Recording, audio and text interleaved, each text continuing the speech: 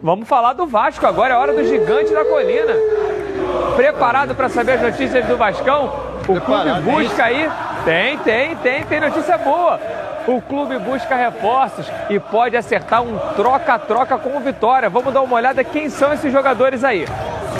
Ao que tudo indica, o Vasco inicia a temporada 2018 sem gerente de futebol. Mas isso não quer dizer que o clube vai deixar de se movimentar em busca de reforços. Pelo contrário, de olho em mais um atacante para o elenco, o Gigante da Colina tem duas opções no mercado para a posição. A primeira é Chiesa. O centroavante do Vitória agrada ao técnico Zé Ricardo e o Cruz Maltino tem interesse em negociar uma troca do jogador pelo argentino Escudeiro. Caso a transação não dê certo, o plano B para o ataque é o argentino Cristaldo. O atleta jogou a segunda metade deste ano no Vélez Sarsfield, mas não conseguiu se firmar como titular. O Vasco monitora a situação do atacante e deve propor um empréstimo sem custo caso receba uma resposta negativa de Chiesa.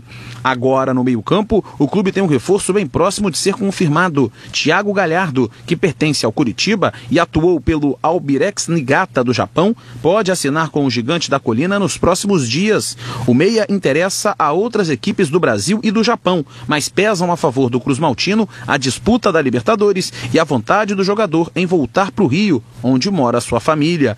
Vale lembrar que qualquer contratação conduzida pela atual diretoria tem até o dia 15 de janeiro para ser assinada sem correr riscos de ser cancelada. Isso porque, para este dia, está marcado o pleito do Conselho Deliberativo, que vai definir se o presidente segue sendo Eurico Miranda ou se Júlio Brandt assume. A última decisão da Justiça foi contrária a Eurico, mas sua chapa deve recorrer antes da reunião do Conselho. Caso não haja qualquer determinação contrária até o dia 15, Brandt toma posse e ele já vem negociando desde já por possíveis reforços. Quem vem auxiliando nos contatos é o ex-lateral Felipe, ídolo da torcida e que tem grandes chances de integrar a gestão de futebol do clube caso a oposição vença na Justiça. Vale lembrar que, caso seja eleito, Júlio Brandt tem 2 semanas para fechar o elenco do Vasco, visto que a estreia na Libertadores da América acontece já no dia 31 de janeiro. Bom, Roberto, aquilo que a gente vem falando todo dia aqui no programa, né? É uma situação muito complicada. A diretoria atual vem negociando com atletas e a diretoria que atualmente está declarada eleita, que é o Júlio Brandt, também paralelamente vai negociando com reforços, porque caso ele assuma o clube agora no início de janeiro, já vai ter alguns reforços. Mas falando já de reforços, Thiago Galhardo é um bom nome, Roberto? Fez boas partidas aqui pelo Madureira, jogou pelo Madureira, jogou no Botafogo. Jogou bem no Curitiba também. Eu acho que ele foi bem também no Curitiba. É um bom jogador. Para compor elenco e tal, uma entrada ou outra numa partida, é um bom jogador. Mas é um jogador que não se destacou tanto assim pelo clube grande como o Botafogo, ele não conseguiu fazer muito. E agora vai jogar num clube grande, aí você colocou bem. Ele jogou no time. Olha aí, Valdir. Mas ele pode. É diferente. Ele jogou no Botafogo? Ele jogou no Botafogo?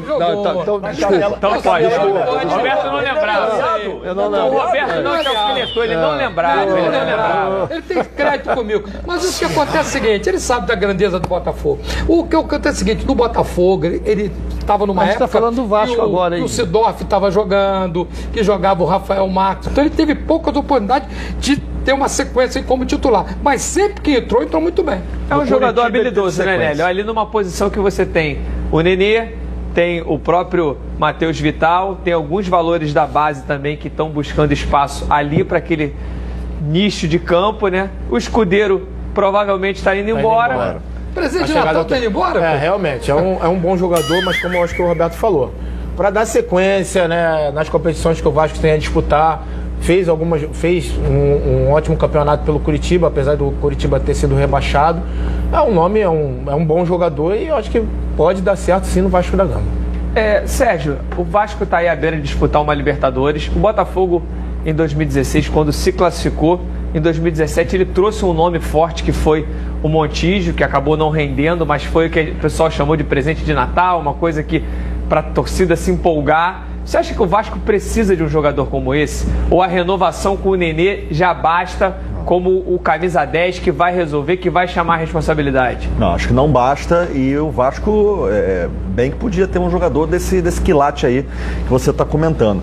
Agora, Patrick, isso vai incidir diretamente nessa questão da direção. Quem é que vai acertar com o jogador? Porque aí isso pode até envolver patrocínio, entendeu? Para pagar um jogador caro desse jeito, um jogador de nível internacional de repente, para vestir a camisa do Vasco. Quem é que vai acertar? Quem é que vai começar as tratativas? A atual direção? O grupo do Júlio Brandt? E o próprio jogador fica receoso de acertar com o clube. Quem está confuso é o Zé Ricardo. Ele não sabe se ele conversa com o Eurico Brandão ou se conversa com o Felipe, como disse o Cadu aqui, que vai ser o... Não, atualmente ele vai ter que conversar com a diretoria atual, que está diretamente ligada a ele, não tem jeito. Agora, com certeza, Patrick, falando até com relação a isso, o Júlio sendo colocado eleito, a tendência é ele vir com algum jogador, com alguma novidade, né? Acho que esse é o caminho. Mais um jogador de peso para a equipe do Vasco.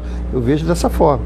O que ele está buscando e que já tem até, como a própria matéria disse, o Felipe já em paralelo a tudo isso, já conversando com alguns jogadores para deixar algo apalavrado para que possa trazer para o clube. Em qualquer posição do Vasco, tirando o goleiro, cabe um jogador de peso nesse sentido que você está falando. Qualquer uma. Então vamos falar no ataque que ficou muito carente. Principalmente pro ofensivo, claro. Que teve o Luiz Fabiano como grande nome, mas também sofreu muito com lesões, jogou muito pouco. O Thales, mais um ano que se cria uma grande expectativa nele. E ele não anda.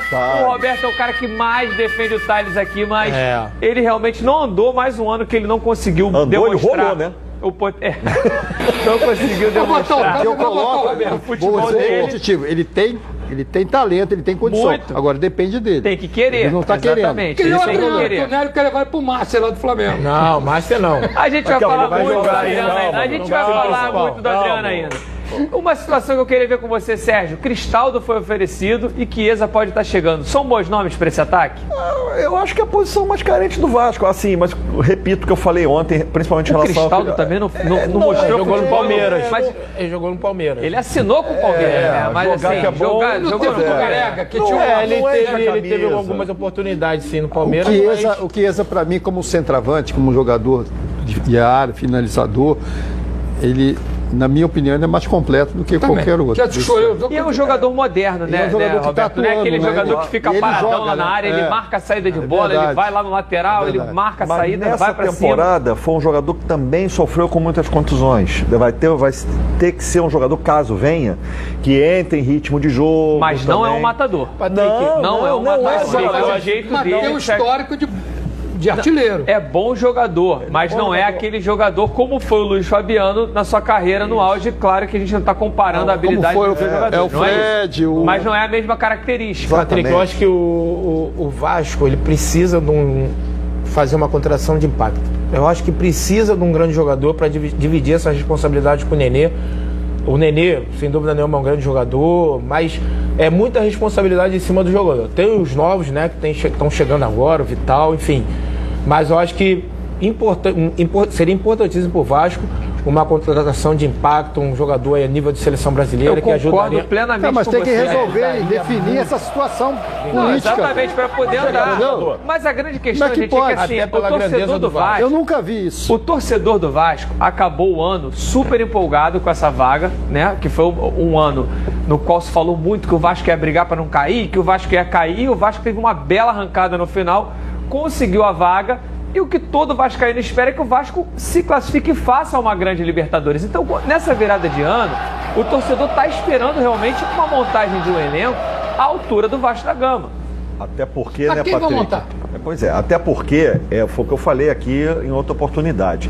O Vasco vai ter que começar o ano de uma forma diferente dos outros 3 grandes aqui do Rio de Janeiro. Vai ter que entrar o ano jogando de altíssimo nível, porque no final de janeiro já vai ter o confronto com a Universidade de Concepción, que é o confronto que vai definir a vida dele, se ele vai caminhar ou não na Libertadores. Então ele não vai pegar qualquer time, ele tem que chegar ali jogando muito bem, entendeu? Com o elenco encorpado. E ganhando aqui lá, tomando a vaga. Exatamente, na moral, na raça, na vontade. E até estrear na Libertadores, ele tem 3 jogos no estadual. que pode dar acho que vai ser quase um laboratório. Como foi pro Botafogo esse ano, que até perdeu a estreia. O Botafogo perdeu a estreia pro Madureira, que foi a equipe que já estava ajustando. Mesclado. Depois ele botou. E nesses 3 jogos, o Jair esse ano fez o do Botafogo o seguinte: ele botou uma vez o time titular e mesclou a equipe 2 vezes. De repente o Zé Ricardo vai fazer a mesma coisa no Vasco. E uma situação que pode acontecer no Vasco, é claro que a gente não pensa e nem quer isso, mas caso o Brant venha assumir no início do ano e o Vasco perca essa pré-Libertadores, ele já começa o ano pressionadíssimo. Sim. Porque a Libertadores acaba se tornando um reflexo pro ano inteiro, que foi o que aconteceu esse ano com o Flamengo. O Flamengo foi eliminado da Libertadores e passou o ano inteiro pressionado por conta daquela eliminação. Mas o Flamengo, o Patrick, ainda foi no mês de maio, já na fase de grupo. Tomara que não. Se o Vasco foi eliminado em fevereiro, amigo, o segundo jogo é 6 de fevereiro, quer dizer, imagina o trauma que vai ser pro cara. Deixa o caixa vulnerável. Exatamente. A gente vai ter a renda do jogo, mas não vai perder a bolsa tudo isso. A Conmebol paga. Tudo. É muito ruim. É lamentável essa situação do Vasco, a parte política do clube. Essa indefinição com relação à parte administrativa do clube, que vai gerar, que eu torno a dizer, se não resolver isso logo, né, ou dentro desse prazo, vai ser muito difícil para o Vasco no ano de 2018. E pegou um momento ruim do ano, né? Que tem recesso do judiciário, recesso de uma série de coisas, isso acaba atrapalhando de uma maneira geral. Só para concluir, Patrick, diferente dos demais clubes. Os outros grandes aqui, Flamengo, Fluminense, Botafogo, teve a eleição, acabou. O Vasco ainda tem que o Conselho eleger de novo o presidente. Quer dizer, isso dá um tempo maior. Quer dizer, a eleição do Conselho é só 15 de janeiro. Cada clube com seu estatuto, com as suas peculiaridades, mas a gente torce que já se resolva logo isso, que o Vasco possa caminhar muito bem nessa Libertadores.